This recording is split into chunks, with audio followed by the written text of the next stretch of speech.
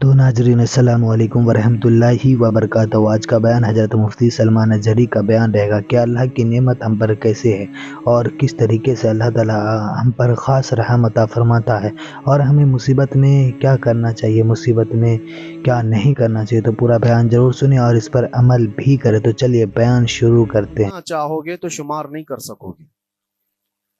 شیخ Saadi رحمۃ اللہ تعالی علیہ فرماتے ہیں کہ تمہارا ایک سانس لینا بھی نعمت ہے، سانس کا باہر نکالنا بھی نعمت ہے، اور اگر صرف سانسوں کی نعمتوں کا شکر ادا کرنے پر بندہ بیٹھ جائے تو پوری عمر اس کی تمام ہو جائے۔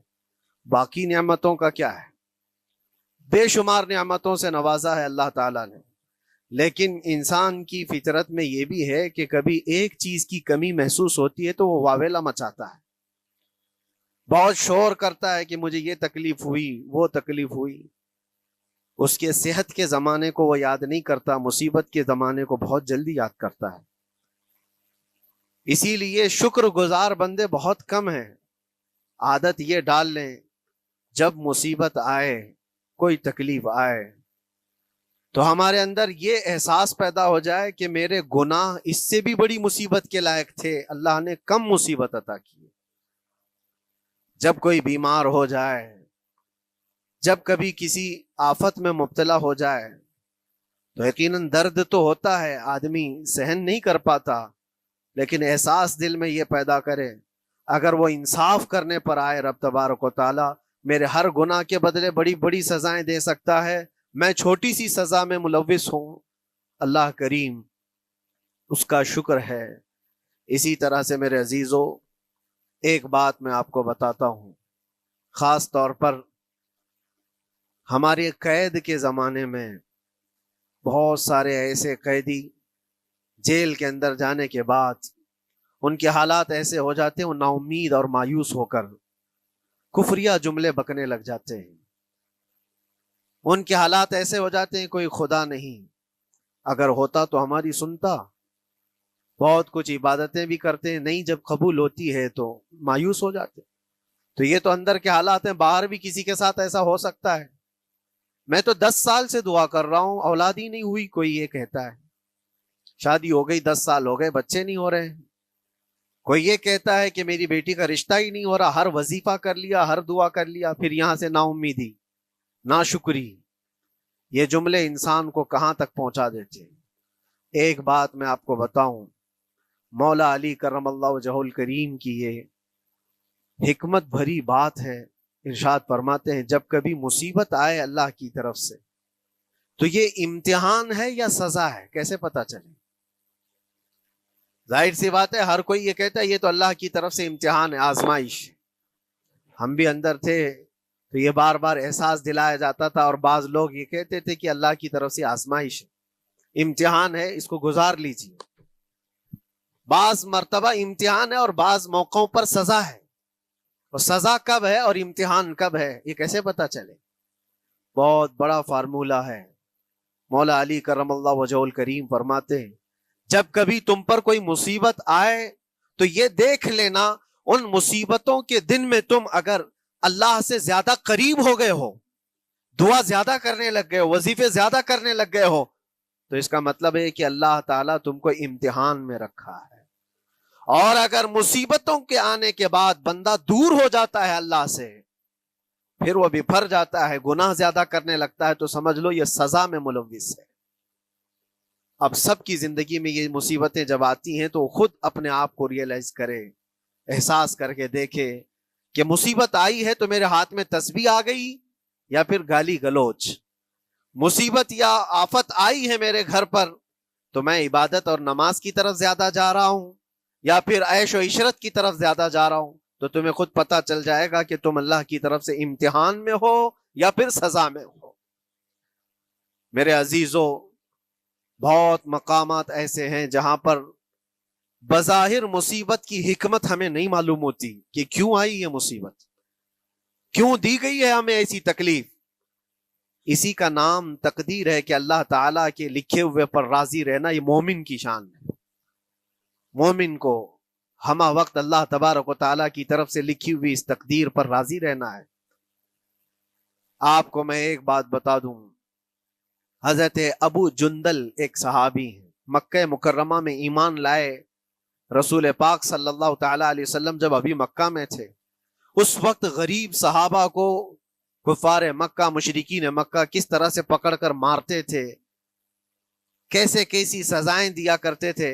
اسی اسنا میں اللہ کے نبی صلی اللہ علیہ وسلم ہجرت کر کے مدینہ تشریف لے گئے. لیکن جو ابو جندل تھے یہ قید میں تھے، قید میں تھے. ان کا باپ خود ان کو قید میں رکھا ہوا تھا، اور ایسی قید کہ زنجیریں بندھی ہوئی رہتی تھی. مسلسل کئی سال گزر گئے. حضور پاک صلی اللہ تعالیٰ علیہ وسلم کی ہجرت کے 6 سال گزر جانے کے بعد 7واں سال تھا جب آپ کو بتاؤں حدیبیہ کا وہ منظر پیش آیا جس کو صلح حدیبیہ کہا جاتا ہے. تقریباً 1400 صحابہ کے ساتھ رسول کریم صلی اللہ تعالیٰ علیہ وسلم عمرہ کرنے کے لیے آئے. لیکن اس وقت مکہ کے کفار و مشرکین مکہ سے تقریباً 35 کلومیٹر باہر دور آپ کا راستہ روک لیا. کہا ہم آپ کو عمرہ کرنے نہیں دیں گے، آپ کے اصحاب کو، آپ کے صحابہ کو ہم مکہ میں انٹر ہونے نہیں دیں گے. جنگ جیسی نوبت آ گئی تھی. لیکن حضور پاک صلی اللہ تعالیٰ علیہ وسلم اور صحابہ احرام پہن کر کے عمرہ کرنے کے لیے آئے. تو پھر درمیانی راستہ یہ اختیار کیا گیا. حضور پاک صلی اللہ علیہ وسلم نے فرمایا کہ ہم صلح کر لیتے ہیں، کچھ ایگریمنٹ ہو جائے ہمارے اور تمہارے درمیان، جنگ نہیں کریں گے، آج سے جنگ بندی ہو جائے. تو کفار مکہ اس بات پر راضی ہوئے، اور اس کے بعد صلح جس کو کہتے ہیں صلح حدیبیہ، یہ بہت مشہور ہے. صلح حدیبیہ ہوئی، اس میں سارے پوائنٹس جو لکھے گئے تھے ایگریمنٹ کے اندر وہ سب مکہ والوں کی حمایت میں زیادہ تھے. دبا کر کے انہوں نے صلح کی تھی اس طرح سے ان کے زوم کے مطابق. یعنی اگر کوئی مکہ سے بھاگ کر مدینے جائے تو انہوں نے ایگریمنٹ میں لکھایا تھا کہ آپ کو وہ شخص ہمیں واپس کرنا پڑے گا، اور اگر مدینے سے کوئی بھاگ کر ہمارے پاس آئے تو ہم اس کو اپنے پاس رکھیں گے، ہم باہر واپس نہیں بھیجیں گے. تمہارا کوئی آدمی ہمارے پاس آ گیا بھاگ کر کے، یا ہمارا ہی وہاں رہنے والا کوئی آدمی آ گیا آپ کی امان سے نکل کر کے، تو ہم اس کو اپنے پاس رکھیں گے. ایسی بہت ساری شرطیں تھیں. میں کیوں کہہ رہا ہوں یہ بات سن لیجیے. یہ صلح حدیبیہ ہو گئی، ایگریمنٹ ابھی لکھا جانا تھا. وہ ابو جندل صحابی جو کئی سالوں سے مکہ میں قید میں تھے، زنجیریں توڑ کر کے وہ باہر نکل آئے. اور جب ان کو یہ خبر ملی کہ مکہ سے 35 کلومیٹر دور اللہ کے نبی صلی اللہ تعالیٰ علیہ وسلم اپنے صحابہ کے ساتھ پڑاؤ ڈالے ہوئے ہیں اور تشریف لانے والے ہیں، کسی طرح بچ بچاتے ہوئے وہ وہاں پہنچ گئے حدیبیہ کے مقام پر. جیسے ہی وہ پہنچے صحابہ میں ایک شور ہو گیا. صحابہ جانتے تھے کہ کتنے سالوں سے ابو جندل قید میں ہے، طرح طرح کی اذیتیں اٹھاتا ہے، بہت مصیبتیں اٹھائی ہیں ابو جندل. دیکھا ان کے جسم پر پورے زخموں کے نشان تھے، ہاتھوں اور پیروں میں زنجیریں لٹکی ہوئی تھیں. وہ اسی حالت میں صحابہ کے پاس آ گئے. صحابہ سب نے سینے سے سینہ لگایا، استقبال کیا. ابو جندل تم آ گئے ہمارے پاس، آ گئے. اب بات سنو، بڑی حیرت کی ہے. ایگریمنٹ لکھا جا رہا تھا اور ابو جندل مکہ سے فرار ہو کر کے آئے تھے. ابو جندل کا جو باپ ہے اور دوسرے جو رئیس مکہ کے تھے، قریش کے سردار، سبوں نے ہاتھ روک لیا اور کہا ہمارا ایک آدمی بھاگ کر آپ کے پاس آیا ہے، ایگریمنٹ کے مطابق اس کو آپ ہمیں واپس کرنا ہوگا، واپس لوٹانا ہوگا. مکہ میں رہنے والا شخص آپ کے پاس آیا ہے، وہ ہمارا قیدی ہے. حضور پاک صلی اللہ تعالیٰ علیہ وسلم نے فرمایا ابھی تو لکھا نہیں گیا، اس سے پہلے وہ آیا ہے، چھوڑ دو اس کو، اس کے بعد جو بھی ہوگا اس پر عمل کریں گے. مکہ والوں نے کہا نہیں، ہم نہیں مانتے اس چیز کو. حضور پاک صلی اللہ تعالیٰ علیہ وسلم نے یہاں تک فرمایا اس ایک شخص کو میری ضمانت میں دے دو، باقی تمہاری ساری شرطیں منظور کر لی جائیں گی. وہ رحمت للعالمین. نبی اکرم صلی اللہ تعالیٰ علیہ وسلم اپنے غلاموں پر رحم کیسے نہ کریں. جب ان حالات میں دیکھا ابو جندل کو تو صحابہ بھی حضور کے پاس آئے اور کہا یا رسول اللہ صلی اللہ علیہ وسلم صلح کیوں کر رہے ہیں ان کے ساتھ؟ جنگ کریں گے ہم ان کو، ہم نے بدر میں، احد میں، خندق میں ان کے ساتھ جو مقابلے کی ہمیں تجربہ ہے. ہم ان کے پرخچے اڑا دیں گے، آپ اجازت دیں ہم جنگ کریں گے۔ اللہ کے نبی فرماتے ہیں میں جو دیکھ رہا ہوں وہ تم نہیں دیکھ رہے ہو، اللہ کا حکم نہیں ہے جنگ کرنے کا، صلح ہے۔ صلح ہو گئی، لکھا جا رہا تھا، اور یہ ابو جندل آئے۔ اب جب حضور پاک صلی اللہ تعالی علیہ وسلم نے فرمایا ٹھیک ہے، ایگریمنٹ کے مطابق ابو جندل کو مکہ واپس بھیجنا پڑے گا، اتنا فرمایا تھا حضور نے، ابو جندل دھاڑے مار مار کر رونے لگے، اور صحابہ کو جا کر کے اپنے زخم دکھانے لگے کہ دیکھو مجھے واپس بھیجا جا رہا ہے، مجھے واپس بھیجا جا رہا ہے۔ تو صحابہ کے اندر بھی جوش تھا، اپنا آدمی جب کوئی اتنا مظلوم ہو، اتنا مار کھایا ہو، اور پھر واپس انہی ظالموں کے سامنے اس کو بھیجا جانا ہو تو کیا کیفیت ہوگی۔ تو وہ ابو جندل سارے صحابہ کے بیچ میں چھپ چھپاتے ہوئے رو رہے تھے۔ اللہ کے نبی صلی اللہ علیہ وسلم تشریف لائے اور فرمایا ابو جندل میں کہہ رہا ہوں واپس چلے جاؤ، واپس جاؤ، مکہ جاؤ۔ تو انہوں نے کہا یا رسول اللہ صلی اللہ علیہ وسلم ان زخموں کے ساتھ واپس جاؤ؟ اللہ کے نبی صلی اللہ علیہ وسلم نے فرمایا ہاں ابو جندل، اللہ کی مرضی یہی ہے، اور اللہ کا نبی وہی کہتا ہے جو اللہ کی مرضی ہوتی ہے۔ یہ میں کہہ رہا ہوں بظاہر تکلیفوں کی حکمت ہمیں معلوم نہیں ہوتی، لیکن ہمیں عمل کرنا چاہیے۔ نبی پاک صلی اللہ تعالی علیہ وسلم کا جب حکم ہوا، ابو جندل انہی زنجیروں کے ساتھ ان کے باپ کے حوالے کر دیے گئے، وہ گھسیٹتے ہوئے لے جا رہا تھا، گھسیٹتے ہوئے واپس انہی قیدیوں کی طرح لے جا رہا تھا۔ سب کی آنکھوں میں آنسو تھے، لیکن حکمت الہی کیا ہے یہ کون جانتا ہے۔ بظاہر اللہ تبارک و تعالیٰ کی طرف سے یہ دی ہوئی آزمائشیں، یہ تکلیفیں، اس کی حکمت وہ بہتر جانتا ہے۔ جب ابو جندل کو واپس کیا گیا، ایک سوال اٹھتا ہے میرے عزیزو، یہ میں قید کی حالت میں رہ کر کے ایک شخص نے مجھ سے سوال کیا تھا، آپ تو اللہ کے نبی صلی اللہ تعالیٰ علیہ وسلم کی ناموس کی بات کرتے ہو، حضور کی محبت کی بات کرتے ہو، ان کے عشق کی بات کرتے ہو، اور یہ بھی کہتے ہو کہ نبی پاک صلی اللہ تعالیٰ علیہ وسلم دستگیری کرتے ہیں، اپنے غلاموں کی مدد کرتے ہیں، تو اتنے دنوں سے کیا آپ نے حضور کو نہیں پکارا؟ کیا رسول پاک صلی اللہ تعالیٰ علیہ وسلم سے محبت اور عشق کی بات کے بعد آپ نے بھیک نہیں مانگی؟ اس وقت یہ واقعہ یاد آیا، میں تو ابو جندل کے پاؤں کے ناخن کی مٹی کے برابر بھی نہیں۔ وہ صحابی رسول تقریباً ان کے متعلق کہا گیا ہے 6 سے 8 سال تک وہ ان کی قید میں رہے، تو کیا رسول پاک صلی اللہ علیہ وسلم کو خبر نہیں تھی؟ خبر تھی، لیکن ہوتا ایسا ہے کہ جو جتنی محبت کرتا ہے اتنے ہی امتحانوں سے گزارا بھی جاتا ہے، اس کو امتحان دینے پڑتے ہیں۔ اسی لیے بار بار میں یہ بات کہتا ہوں، حضور پاک صلی اللہ تعالی علیہ وسلم کی ناموس کی بات کرنا، عظمت رسالت کی بات کرنا، یہ حلوے پراٹھے کھانے کا نام نہیں ہے، یہ شہادت گہے الفت میں ہے قدم رکھنا۔ لوگ آسان سمجھتے ہیں مسلمان ہونا، حضور پاک صلی اللہ تعالی علیہ وسلم کی شریعت طاہرہ کو بچانے کے لیے ہی تو، حضور کی ناموس کی حفاظت کے لیے ہی تو مولا امام حسین نے اپنی گردن دے دی، اپنے بچوں کی قربانی دے دی، اپنا عیش آرام سب تیاگ دیا۔ یہ ساری قربانیوں کے بعد ہی اس امتحان سے بندہ نکلتا ہے۔ وہ امام احمد بن حنبل جن کے سینے میں 5 لاکھ حدیثیں محفوظ تھیں، رسول پاک صلی اللہ علیہ وسلم کی 5 لاکھ حدیثوں کے حافظ، لیکن بغداد کے ظالم حکمرانوں نے ان کو ننگی پیٹھ پر کوڑے مارے ہیں، پہلی مرتبہ 100 کوڑے، دوسری مرتبہ پھر 100 کوڑے، تیسری مرتبہ پھر 100 کوڑے، اتنے میں تو آدمی مر جاتا ہے۔ امام احمد بن حنبل کی پیٹھ جھک گئی تھی۔ میرے عزیزو، یہی ہے جس کو ہم کہہ رہے ہیں شہادت گہے الفت میں ہے قدم رکھنا۔ اگر تم سچا ایمان رکھتے ہو تو پھر آزمائش بھی ہوگی۔ اللہ کریم قرآن میں فرماتا ہے فَلَيَعْلَمَنَّ اللَّهُ الَّذِينَ صَدَقُوا وَلَيَعْلَمَنَّ الْكَاذِبِينَ۔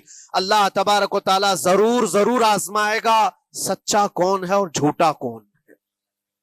مصیبتیں آئیں گی، آندھیاں آئیں گی، لیکن جمے رہو، ڈٹے رہو، اللہ رب العزت سے کبھی بھی اپنا رشتہ نہ توڑو، اور جو تمہارے اندر ایمان ہے، توکل ہے، اور کبھی نہ کبھی تو دعا قبول ہوگی۔ دنیا داروں کے دروازے کھٹکھٹاتے ہیں تو ایک نہ ایک دن دروازہ کھلتا ہے، وہ ارحم الراحمین ہے، وہ ارحم الراحمین ہے، دروازے کھولتا ہے، لیکن وہ بہتر جانتا ہے کس وقت دروازہ کھلنا چاہیے۔ ہم اپنی مرضی کے مطابق رب کو نہیں چلا سکتے. مولا تعالیٰ جیسا چاہے ہمیں ویسا چلنا چاہیے. ایک بات اور میں بتا دوں سید، یہ تو دوسرے لوگوں کی بات ہے جس میں ہمارے قصور ہیں، ہمارے جرم ہیں، ہمارے گناہ ہیں، جس کی وجہ سے مصیبتیں آئیں گی. لیکن اللہ کے نبی کا کوئی گناہ نہیں ہوتا. جو نبی ہوتے ہیں وہ معصوم ہوتے ہیں. سیدنا یوسف علیہ الصلوۃ والتسلیم اللہ کے نبی، اللہ کے نبی ابراہیم علیہ السلام کے بیٹے اسحاق علیہ السلام، اسحاق علیہ السلام کے بیٹے یعقوب علیہ السلام، یعقوب علیہ السلام کے بیٹے یوسف علیہ السلام، جن کی نسل میں انبیاء کرام، جو پورا خاندان نبوت کا ہے، وہ یوسف علیہ السلام کن کن مقامات سے گزارے گئے. پہلے بھائیوں نے کنویں میں پھینک دیا، اور اس کے بعد اس زہریلے کنویں سے وہ نکالے گئے. جنگل میں کوئی نہیں تھا جب ان کے بھائیوں نے کنویں میں پھینکا تھا. اس وقت ایک قافلہ جا رہا تھا، انہوں نے ڈول ڈال کر کے نکال لیا اور پھر لے کر کے گئے. یہاں سے کنویں سے تو نکالے، لیکن آگے کی زندگی کیا ہے؟ مصر کے بازار میں لے جا کر قافلے والوں نے بیچ دیا. یوسف علیہ السلام پھر خریدے گئے. کس کے ہاں؟ عزیز مصر، بادشاہ مصر کے گھر میں. اور وہاں پر زلیخا آپ پر فدا ہوئی. پھر آپ پر الزام بھی لگایا گیا، اور اس الزام کی بنیاد پر آپ کو جیل بھیجا گیا. اللہ کے نبی کے دامن پر پیوند تو ہو سکتا ہے، دھبا نہیں ہوتا. کسی گناہ کا تصور بھی وہ نہیں کرتے، وہ معصوم ہوتے ہیں. لیکن بغیر کسی قصور کے، بغیر کسی جرم کے آپ کو جیل بھیجا گیا. یوسف علیہ الصلوۃ والتسلیم جیل جب گئے، وہ نبی ہو کر کے، اور اس کے بعد دن کٹتے رہے. دن کیسے؟ ہفتے، ہفتے کیا مہینے، مہینے کیا سال. یوسف علیہ الصلوۃ والتسلیم کے 7 سال گزر گئے. جب کبھی کسی انوسنٹ کو، بے قصور آدمی کو تکلیف دی جاتی ہے تو اس کو احساس زیادہ ہوتا ہے. اور جرم کی وجہ سے جب کوئی تکلیف میں آتا ہے تو کمپرومائز کر لیتا ہے، میں ایسا غلطی کیا تھا، مجھے یہ جھیلنا پڑ رہا ہے. لیکن جس کا جرم ہی نہیں، نہ کردہ گناہ کی سزا جب دی جاتی ہے، بندہ بہت بکھر جاتا ہے، ٹوٹ جاتا ہے. لیکن وہ اللہ کے نبی تھے. توکل کیسا تھا، یقین کیسا تھا، صبر کے ساتھ نکالے. لیکن ایک بہت پیاری بات ہمیں ملتی ہے میرے عزیزوں، وہاں قیدی اور بھی تھے، اور یوسف علیہ السلام کو اللہ تعالیٰ نے ایک معجزہ عطا کیا تھا. وہ خوابوں کی تعبیر سچی سچی بتاتے تھے. خواب کی تعبیر ہوا کرتی ہے، جو بھی خواب دیکھتا آدمی اس میں اشارہ ہوتا ہے اللہ کی طرف سے. تو 2 قیدیوں نے خواب دیکھا تھا. یہ قرآن پاک کے سورہ یوسف میں پورا موجود ہے، 12ویں پارے میں. 2 قیدیوں نے خواب دیکھا، اپنا اپنا خواب انہوں نے بیان کیا یوسف علیہ السلام کو. ایک قیدی نے دیکھا کہ وہ سر پر روٹیاں رکھ کر کے لے جا رہا ہے اور پرندے نوچ نوچ کر کھا رہے ہیں. دوسرے نے دیکھا کہ وہ انگوروں کو نچوڑ کر کے اس کے رس پی رہا ہے. تو انہوں نے بتایا یوسف علیہ السلام کے پاس، ایسا ایسا ہم نے خواب دیکھا ہے، اس کی تعبیر کیا ہو سکتی ہے؟ سیدنا یوسف علیہ السلام فرماتے ہیں، میں دونوں کے خواب کی تعبیر بتاؤں گا، لیکن اس میں سے ایک بندہ، اس سے آپ نے کہا تو وعدہ کر کے میرا بھی کام کرے گا، میرا بھی ایک کام ہے تو کرے گا. 7 سال گزر گئے تھے. جو بادشاہ مصر تھا وہ بھی بدل چکا تھا.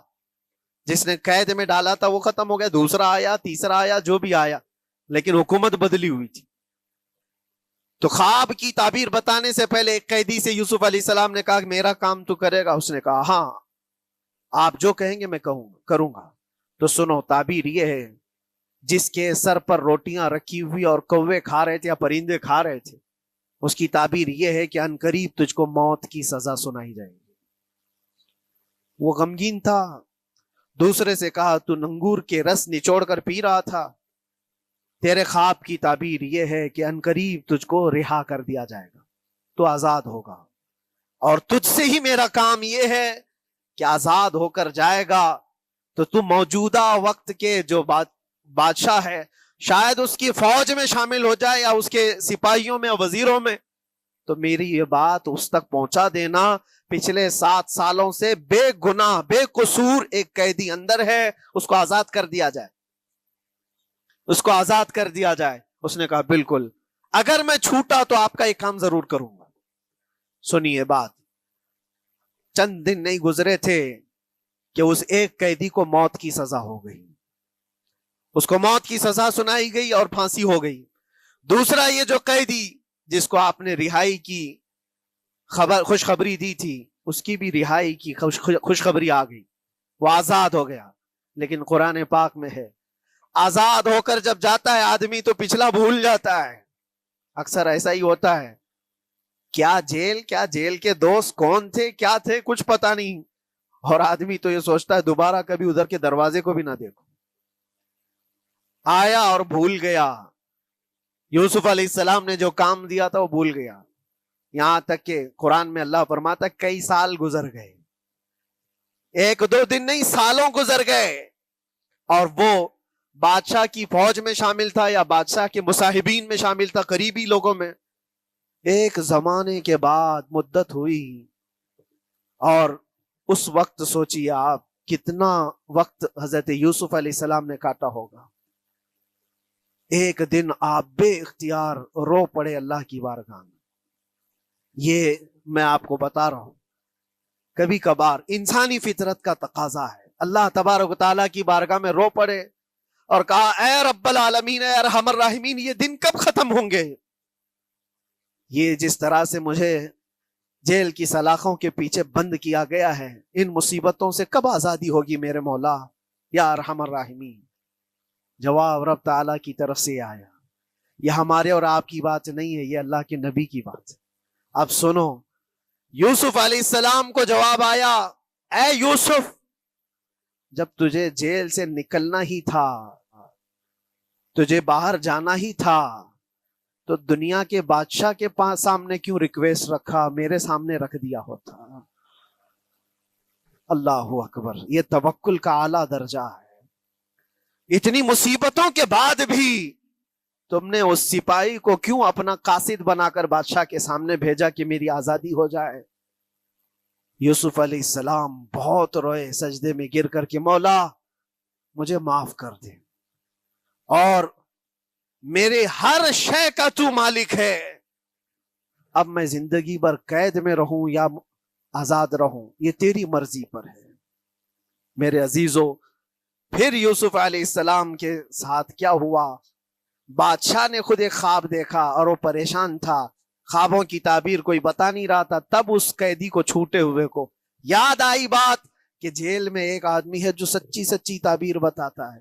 پھر اس نے بادشاہ سے کہا ایک قیدی بہت شریف اور صالح ہے، وہ سچی تعبیر بتائے گا، آپ کہے تو میں اس کو لے آؤں.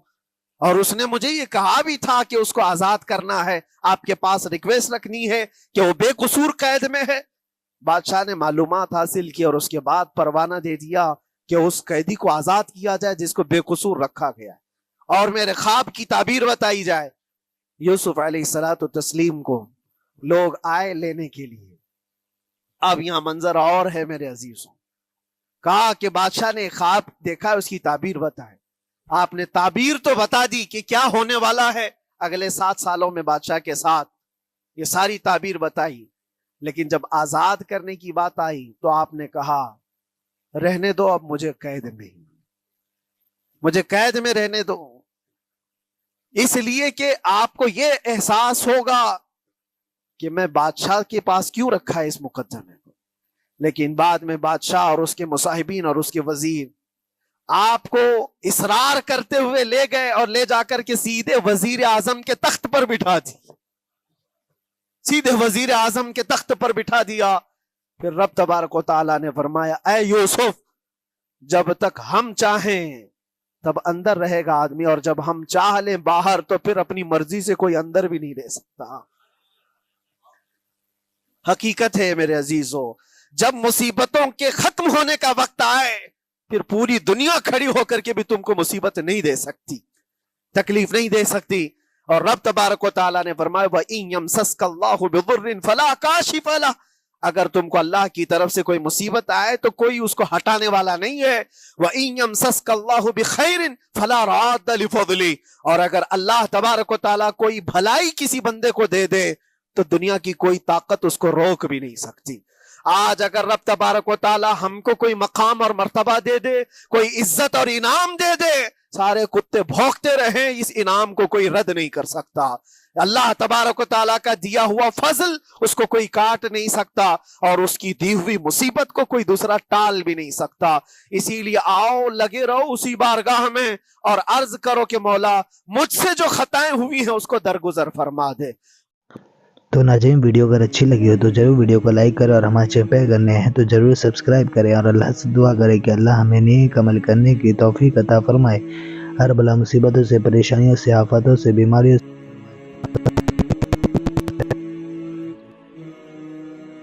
سبسکرائب کیجئے ہمارے چینل ذکر رسول کو اور بیل آئیکن کو پریس کیجئے، جس سے آپ کو ہمارے نیو ویڈیو کی نوٹیفیکیشن ملتی رہے۔ ویڈیو اچھی لگے تو ہمارے ویڈیو کو لائک کریں اور ہمارے چینل کو سبسکرائب کریں۔